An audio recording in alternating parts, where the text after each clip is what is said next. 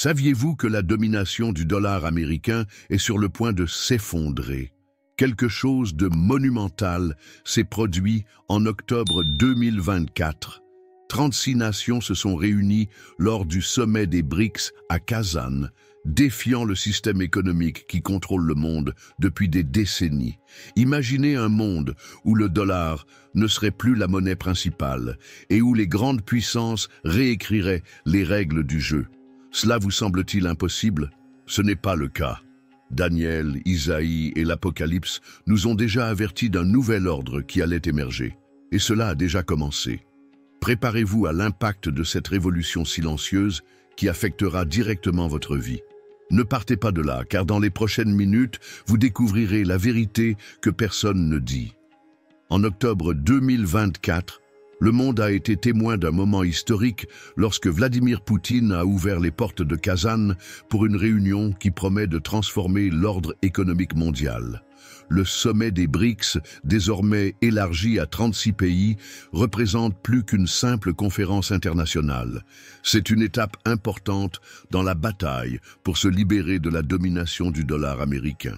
Comme nous le dit le livre de Daniel, chapitre 2, là où le prophète interprète le rêve de Nabuchodonosor sur différents royaumes qui se succéderaient, nous assistons à l'aube d'une nouvelle ère dans les relations internationales. Le système SWIFT, longtemps considéré comme intouchable, est maintenant confronté à son premier véritable défi, alors que les nations cherchent des alternatives pour échapper au contrôle économique occidental. L'union stratégique des pays BRICS n'est pas une simple coïncidence. Tout comme Ésaïe a prophétisé au chapitre 43, verset 19, à propos de nouvelles choses qui poussent, nous assistons à la naissance d'un nouvel ordre financier. Le Brésil, la Russie, l'Inde, la Chine et l'Afrique du Sud sont à la tête d'un mouvement qui va au-delà de la simple coopération économique. C'est une révolution silencieuse contre l'hégémonie financière traditionnelle. Le dollar américain, qui a été pendant des décennies un pilier du commerce international, est maintenant confronté à sa plus grande épreuve de résilience. Les implications de cette transformation sont profondes et touchent tous les aspects de notre vie. Comme il est écrit dans Proverbe 22, 7, « Le riche règne sur le pauvre et l'emprunteur est le serviteur du prêteur », les pays BRICS cherchent à briser les anciennes dépendances financières. La surveillance financière exercée par le système actuel est mise à l'épreuve par les nouvelles technologies et les accords bilatéraux, qui offrent des alternatives qui promettent une plus grande autonomie économique. Ce dont nous avons été témoins à Kazan n'est que le début d'une transformation plus vaste. Tout comme Ézéchiel a prédit des changements majeurs dans ses prophéties, Ézéchiel 36, 26, le système financier mondial est sur le point de connaître un renouveau fondamental. Les accords conclus lors du sommet représentent les premiers pas vers un nouveau paradigme économique, où le pouvoir n'est pas concentré dans une seule monnaie ou une seule nation. La résistance à la domination du dollar américain n'est pas seulement un problème économique, mais aussi le reflet de la quête de souveraineté nationale. Comme le livre de l'Apocalypse chapitre 13 nous le rappelle à propos du contrôle économique dans les derniers jours, les nations sont de plus en plus conscientes de l'importance de maintenir leur indépendance financière. Les BRICS ouvrent la voie à un système plus équilibré où plusieurs monnaies et centres financiers peuvent coexister. Le déroulement de cette histoire cruciale continuera de se répercuter dans les années à venir. Comme il est écrit dans Matthieu 16, 3, à propos de la capacité de discerner les signes des temps, il est crucial de comprendre que ces changements économiques ne sont que le prélude à des transformations encore plus grandes. Alors que le monde observe de près, de nouvelles alliances se forment et les anciennes structures commencent à céder la place à des systèmes financiers plus diversifiés et plus résilients. La révolution silencieuse des systèmes de paiement mondiaux bat son plein. Comme nous le dit le livre de l'Ecclésiaste 4, 9 à 10, il vaut mieux être deux que parce qu'ils sont mieux payés pour leur travail. Les pays BRICS ont constaté que la coopération bilatérale offre des avantages significatifs. Le rouble russe, le yuan chinois et le réal brésilien circulent désormais librement à travers les frontières, défiant le besoin séculaire de tout convertir en dollars américains. Ce changement fondamental dans le commerce international représente une profonde transformation du contrôle économique mondial. La sagesse de cette approche graduelle reflète le principe que l'on trouve en Proverbe 13-12-11, où nous lisons que « la richesse acquise par un travail acharné augmentera ». Au lieu d'essayer de créer une monnaie unique des BRICS, ce qui nécessiterait une harmonisation complexe des politiques monétaires, les nations ont opté pour une voie plus pragmatique. L'Inde et la Russie ont déjà démontré le succès de ce modèle, en effectuant des transactions de milliardaires dans leur propre monnaie, tandis que la Chine étend rapidement son réseau d'accords commerciaux. L'impact de cette transformation va au-delà des simples transactions financières. Comme prophétisé dans Daniel 2:21, il change les temps et les saisons, enlève les rois et établit les rois. Le système traditionnel de surveillance financière, centralisé en Occident, est en train de perdre sa domination absolue. Les pays émergents construisent leurs propres réseaux commerciaux, libérés du carcan du dollar américain et du système SWIFT. La mise en œuvre de ces canaux bilatéraux représente un changement paradigmatique dans la façon dont les nations mènent leurs affaires. Tout comme il est écrit dans Ésaïe 43:19, de faire quelque chose de nouveau, nous assistons à la naissance d'un système financier plus diversifié. Vladimir Poutine et d'autres dirigeants des BRICS démontrent qu'il est possible de construire des alternatives viables au modèle dominant en favorisant un meilleur équilibre du pouvoir économique mondial. Le succès de ces accords bilatéraux est en train de transformer le paysage du commerce international. Comme Matthieu 7:24 nous enseigne l'importance de construire sur des fondations solides, ces nouvelles structures financières sont établies avec soin et précision. La Chine, par exemple, réalise déjà plus de 30% de ses échanges internationaux en utilisant sa propre monnaie, ce qui démontre la viabilité de cette approche. Alors que le monde observe ces changements, un nouvel ordre économique émerge progressivement. Comme il est écrit dans Apocalypse 18, à propos de la chute des systèmes économiques dominants, les canaux de paiement bilatéraux ne représentent que le début d'une transformation plus profonde. Les pays qui dépendaient autrefois uniquement du dollar américain trouvent maintenant d'autres façons de faire leurs affaires, signalant une ère de plus grande autonomie financière. Le système SWIFT, autrefois considéré comme inviolable, est aujourd'hui confronté à son plus grand défi. Comme nous le dit le livre de Daniel 2:21, il change les temps et les saisons, destituer les rois et établir des rois. Nous avons assisté à un changement fondamental dans le paysage financier mondial. Ce réseau, qui a facilité pendant des décennies les transactions bancaires internationales, est devenu un symbole de la domination économique occidentale. Cependant, le sommet des BRICS à Kazan a révélé une détermination collective à remettre en question ce statu quo, faisant écho aux paroles d'Isaïe 43:22. « Voici, je fais une chose nouvelle, qui est maintenant sur le point d'aller de l'avant. Ne vous en rendez-vous pas compte ? La centralisation de SWIFT, autrefois considérée comme sa force, se révèle aujourd'hui comme sa plus grande vulnérabilité. » Proverbe 11:14 nous enseigne que dans la multitude des conseillers, il y a la sécurité.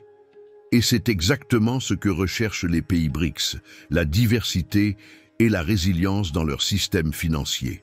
Le contrôle économique exercé par SWIFT, en particulier en cas de sanctions internationales, a motivé des pays comme la Russie et la Chine à développer des alternatives. Cette quête d'autonomie financière reflète le principe biblique de prudence et de préparation, comme nous le voyons dans la parabole des 10 vierges dans Matthieu 25. L'émergence de systèmes tels que le CIPS chinois représente plus qu'une simple innovation technologique. C'est une révolution dans la façon dont les nations mènent leurs affaires internationales. Tout comme l'apôtre Paul, dans 1 Corinthiens 12, 12 à 27, parle de l'importance de chaque membre dans le corps du Christ, Ces nouveaux systèmes promeuvent un réseau financier mondial plus inclusif et équilibré. Bien qu'ils ne rivalisent pas encore avec SWIFT en termes d'échelle, ils symbolisent le début d'une ère où le pouvoir économique n'est pas concentré en un seul point. La pression exercée sur SWIFT est le reflet d'un changement plus profond dans les relations internationales.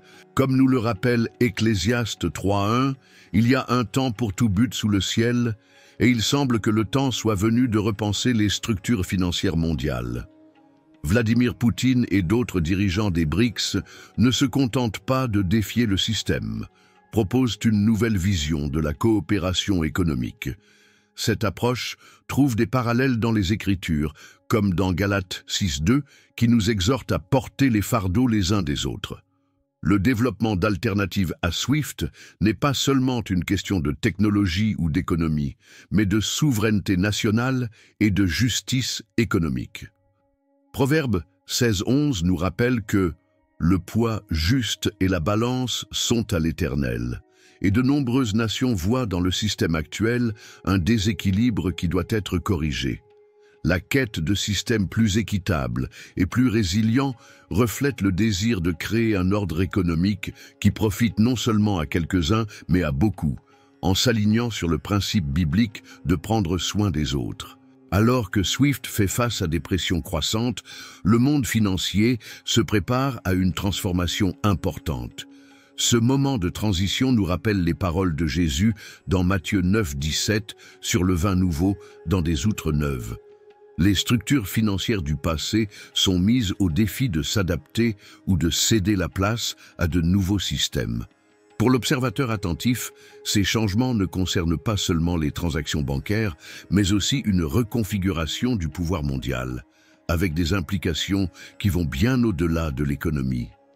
Les changements économiques auxquels nous assistons aujourd'hui font écho aux prophéties bibliques, en particulier celles décrites dans Apocalypse 13.16-17. Ce texte parle d'un avenir où un système mondial, contrôlé par une figure connue sous le nom d'Antéchrist, exigera une soumission totale pour que les gens puissent participer à l'économie. Alors que nous observons l'abandon progressif des systèmes économiques traditionnels et l'essor des monnaies numériques, nous ne pouvons nous empêcher de remarquer les similitudes alarmantes avec ces anciennes prédictions. Le contrôle du gouvernement sur les transactions financières s'intensifie, créant un scénario qui ressemble de plus en plus à celui décrit dans les Écritures prophétiques. Le prophète Daniel, des siècles avant que Jean n'écrive l'Apocalypse, a eu des visions de royaumes futurs qui aboutiraient à un gouvernement mondial. En Daniel 7, 23, 25, il décrit un royaume qui dévorera toute la terre et la foulera aux pieds, exerçant un contrôle sans précédent. Les structures économiques émergentes, avec leur capacité de surveillance et de contrôle fin des transactions, semblent préparer le terrain pour ce scénario prophétique. La recherche d'alternatives au système SWIFT et la création de nouvelles infrastructures financières peuvent, par inadvertance, jeter les bases du système décrit à la fois par Daniel et João. Jésus, dans son discours prophétique rapporté dans Matthieu 24, a mis en garde contre les signes de la fin des temps. Parmi eux, il a mentionné l'augmentation de la méchanceté et le refroidissement de l'amour de beaucoup. Les changements économiques actuels, qui mettent l'accent sur l'efficacité et le contrôle, peuvent contribuer à cette réalité prophétisée. À mesure que les transactions deviennent plus numériques et impersonnelles, nous voyons le potentiel de distanciation par rapport aux relations humaines et aux valeurs chrétiennes traditionnelles.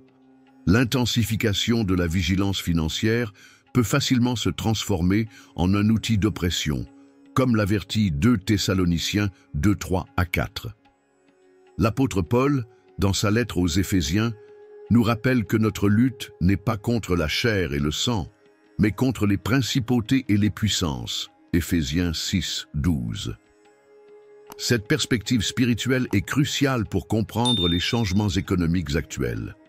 Ce qui peut sembler être simplement un progrès technologique ou une restructuration financière peut en fait faire partie d'une bataille spirituelle plus large.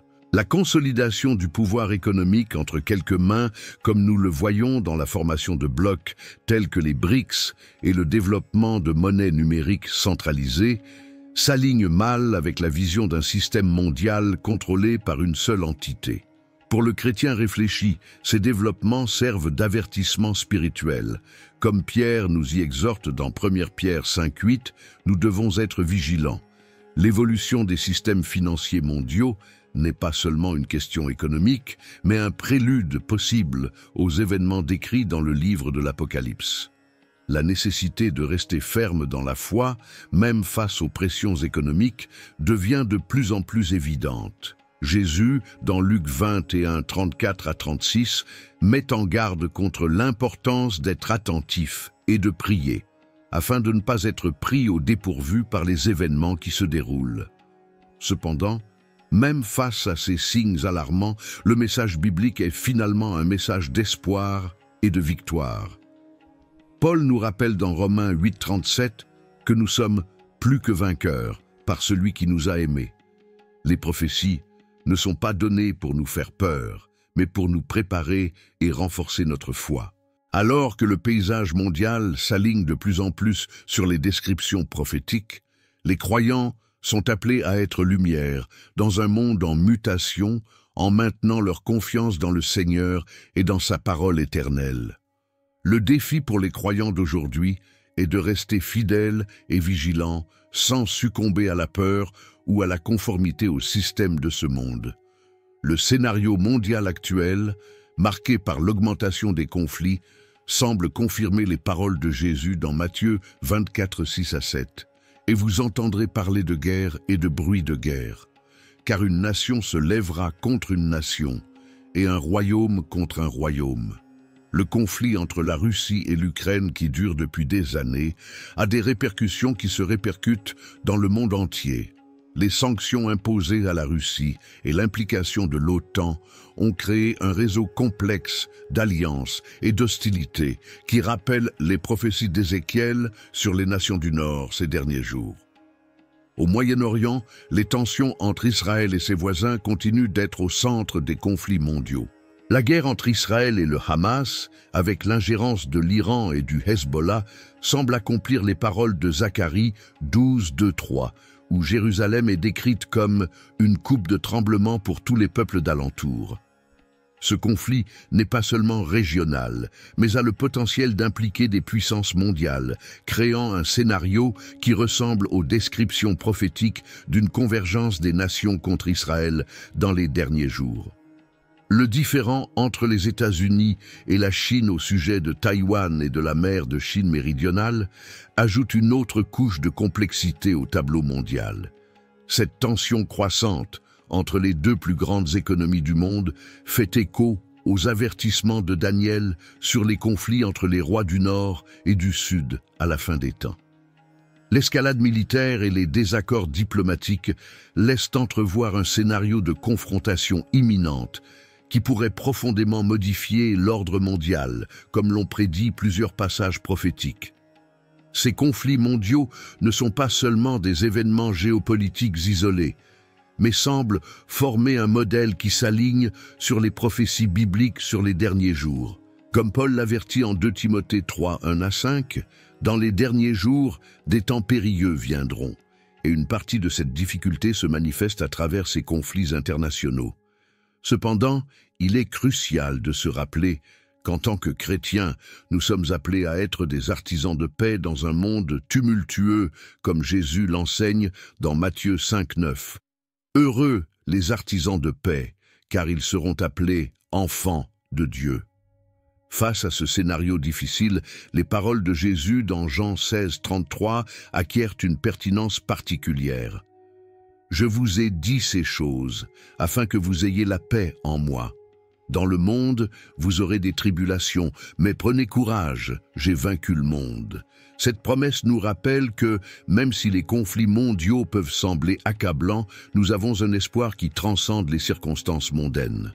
En tant que disciples du Christ, nous sommes appelés à maintenir notre confiance en lui, même lorsque le monde qui nous entoure semble s'effondrer. En observant ces événements se dérouler, il est important de se rappeler les paroles de Paul dans Éphésiens 6:12. Car nous ne luttons pas contre la chair et le sang, mais contre les principautés, contre les puissances, contre les princes des ténèbres de ce monde, contre la méchanceté spirituelle dans les lieux célestes. Cette perspective nous aide à comprendre que derrière les conflits visibles, il y a une bataille spirituelle à l'œuvre. Notre rôle en tant que croyants est de rester vigilants, de prier pour la paix et d'être des ambassadeurs du Christ dans un monde qui a besoin de sa lumière et de son amour. L'année 2024 s'est avérée être une période d'épreuves sans précédent, marquée par des catastrophes naturelles qui mettent à l'épreuve notre compréhension et notre résilience. Les paroles de Jésus dans Matthieu 24:7 résonnent avec une pertinence effrayante. Il y aura des famines et des tremblements de terre en divers lieux. Valence, en Espagne, a connu l'équivalent d'une année de pluie en une seule journée. Un événement qui nous rappelle le déluge de Noé, décrit dans Genèse 7. Cette dévastation a non seulement détruit des infrastructures, mais a également coûté de précieuses vies, nous rappelant la fragilité de l'existence humaine face aux forces de la nature. Le Japon, une nation habituée aux tremblements de terre, a été secoué par un tremblement de terre de magnitude 7,5, une magnitude qui évoque la description d'Isaïe 24:19-20. La terre sera entièrement brisée. Elle sera entièrement brisée en morceaux. Elle sera violemment ébranlée. Ces événements sismiques ne sont pas seulement des phénomènes géologiques, mais des signes qui nous invitent à réfléchir sur notre position dans le plan cosmique de Dieu. Tout comme le tremblement de terre au moment de la crucifixion de Jésus a déchiré le voile du temple, ces secousses modernes semblent déchirer le voile de notre complaisance spirituelle. Les vagues de chaleur records dans le nord-ouest du Pacifique nous rappellent les paroles d'Apocalypse 16:8-9, qui parlent du soleil qui brûle les hommes par le feu. Des villes comme Seattle, connues pour leur climat doux, sont désormais confrontées à des températures extrêmes qui menacent la santé publique et l'équilibre environnemental.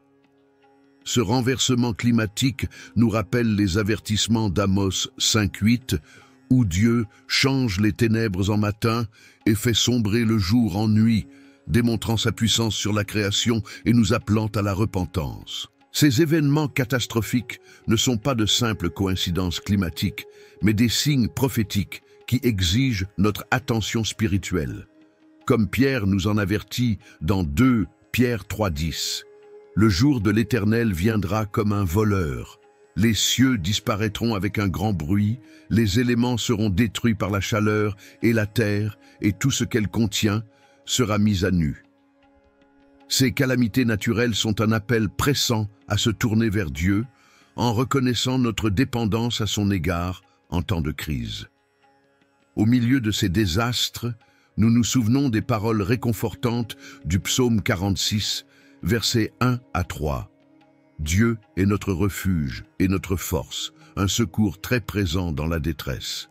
C'est pourquoi nous n'aurons pas peur, même si la terre est ébranlée, et même si les montagnes sont emportées au milieu des mers.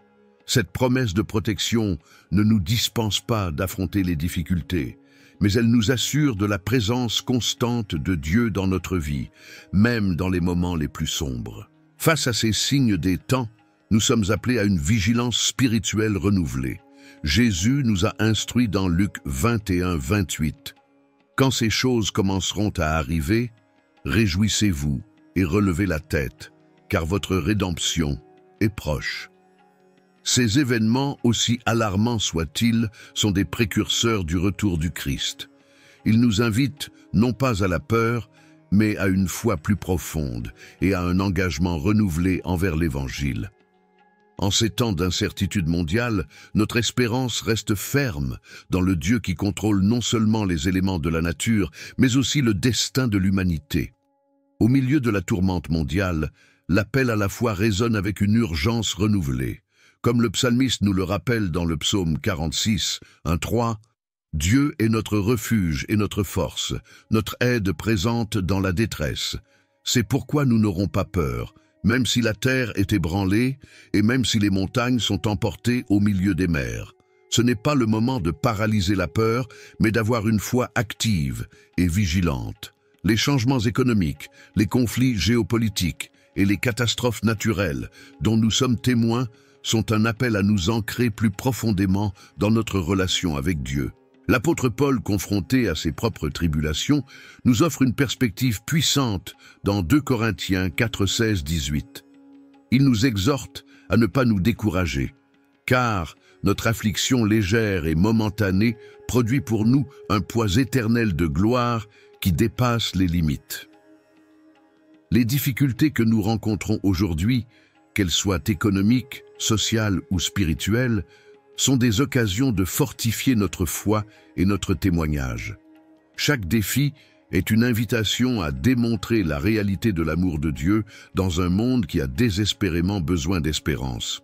Jésus, dans son sermon prophétique rapporté dans Matthieu 24, a non seulement prévu des temps difficiles, mais a également offert une perspective d'espérance. Il a dit « Et parce que la méchanceté se multiplie, l'amour de beaucoup se refroidira. Mais celui qui persévérera jusqu'à la fin sera sauvé. » Matthieu 24, 12, 13. C'est un appel à la persévérance, non seulement pour survivre, mais aussi pour prospérer spirituellement dans les moments difficiles. Notre foi n'est pas une échappatoire à la réalité, mais une ancre qui nous permet de traverser les tempêtes de la vie avec confiance et détermination. Le prophète Habakkuk, confronté à l'injustice et au chaos de son temps, est parvenu à une profonde conclusion de la foi. Il a déclaré « Mais je me réjouirai dans le Seigneur, je me réjouirai dans le Dieu de mon salut. » Habakkuk 3, 18. Cette déclaration n'était pas un déni de la réalité, mais une affirmation que la souveraineté et la bonté de Dieu transcendent nos circonstances immédiates. En période d'incertitude économique et politique, nous sommes appelés à cultiver cette même joie inébranlable, fondée non pas sur ce que nous voyons autour de nous, mais sur la nature immuable de Dieu. Le livre de l'Apocalypse, souvent considéré uniquement comme un récit de jugement, est en fait un message d'espoir et de victoire finale. Jean nous rappelle qu'à la fin, Dieu essuiera toute larme de leurs yeux et il n'y aura plus ni mort, ni deuil, ni cri, ni douleur. Apocalypse 21, 4. Cette promesse n'est pas seulement un réconfort futur, mais une réalité que nous devons commencer à vivre maintenant. Nous sommes appelés à être des agents de guérison, de compassion et d'espoir dans un monde marqué par la peur et l'incertitude. Enfin, l'appel à la foi est une invitation à une vie pleine de sens et d'impact.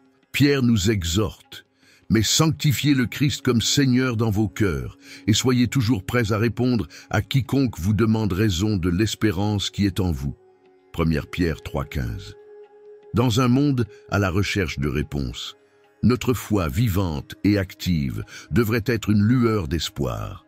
Chaque défi que nous rencontrons est une occasion de démontrer la réalité de l'amour de Dieu et la force de notre foi. Ainsi, non seulement nous survivons aux temps turbulents, mais nous devenons des instruments de transformation, pointant vers le royaume qui ne peut être détruit, ébranlé. En conclusion, les événements mondiaux auxquels nous assistons aujourd'hui, des changements économiques aux catastrophes naturelles, s'alignent de manière frappante sur les prophéties bibliques. Il ne s'agit pas d'événements aléatoires, mais de signes qui nous appellent à une foi plus profonde et à une vigilance spirituelle renouvelée. En tant que chrétiens, nous sommes mis au défi de rester fermes dans notre foi, confiants dans la souveraineté de Dieu, même au milieu de la tourmente du monde. Maintenant, unissons-nous dans la prière. Père céleste, au nom de Jésus, nous nous approchons de ton trône de grâce en ce moment charnière de l'histoire. Nous reconnaissons que l'époque dans laquelle nous vivons est difficile, mais nous savons aussi que tu es le Dieu qui règne sur toutes choses. Les changements économiques, les conflits mondiaux et les catastrophes naturelles que nous voyons ne te surprennent pas, car tu nous as déjà mis en garde à ce sujet dans ta parole. Seigneur, fortifie notre foi afin que nous puissions être lumière au milieu des ténèbres, celle dans une terre qui perd sa saveur. Que ton Esprit Saint nous remplisse de sagesse et de discernement alors que nous traversons ces temps turbulents. Dieu Tout-Puissant, nous implorons ta protection sur nos vies, nos familles et nos nations. Tout comme tu as protégé Daniel dans la fosse aux lions et les 3 jeunes Hébreux dans la fournaise ardente, nous te demandons de tendre ta main puissante sur nous. Puissions-nous te faire confiance en tant que pourvoyeur au milieu des incertitudes économiques. Face aux conflits qui affligent le monde, puissions-nous être des ambassadeurs de ta paix. Et face aux catastrophes naturelles, puissions-nous être des instruments de ton amour et de ta compassion pour ceux qui souffrent. Seigneur, donne-nous le courage de rester fidèles à ton appel, même lorsque le monde autour de nous semble s'effondrer. Esprit Saint, ravive nos cœurs. Puissions-nous ne pas être de simples spectateurs d'événements prophétiques, mais des participants actifs à l'avancement de ton royaume. Éveille en nous une passion renouvelée pour ta parole, un désir ardent de prière et un engagement inébranlable envers la grande commission. Puissions-nous, comme les disciples le jour de la Pentecôte, être remplis de ta puissance pour témoigner avec audace en ces derniers jours. Seigneur, utilise-nous comme tes instruments pour apporter l'espoir aux désespérés, la guérison aux blessés et le salut aux perdus. Que notre témoignage soit si puissant que beaucoup seront attirés à toi avant le retour du Christ. Père, nous te remercions de ce que même dans les moments de tribulation, tu as promis de ne jamais nous quitter ni de nous abandonner. Nous prions pour que ton Église se lève en cette heure, unie et forte, préparée pour le retour de notre Seigneur Jésus-Christ. Puissions-nous être trouvés fidèles, avec nos lampes allumées et nos cœurs prêts. Et alors que nous attendons ce jour glorieux, puissions-nous vivre chaque instant pour ta gloire, en impactant des vies et en transformant notre société avec la puissance de l'Évangile. Au nom de Jésus, le Roi qui reviendra bientôt, nous prions. Amen. Chers frères, chères sœurs, si ce message a touché votre cœur, ne le gardez pas pour vous. Dieu est en train de lever une armée de croyants en ces derniers jours, et vous êtes une partie fondamentale de ce mouvement. Cliquez sur le bouton d'abonnement maintenant et activez la cloche pour ne manquer aucun contenu qui peut renforcer votre foi et vous préparer pour les temps à venir. Ensemble, nous pouvons faire une différence dans cette génération, en étant la lumière au milieu des ténèbres et du sel dans une terre qui a désespérément besoin de l'amour de Dieu. Ne manquez pas l'occasion de grandir spirituellement et de vous équiper pour les défis qui se présentent à nous. Inscrivez-vous maintenant, partagez cette vidéo avec vos amis et votre famille et rejoignez-nous dans ce voyage de foi et de préparation au retour du Christ. Que Dieu vous bénisse abondamment.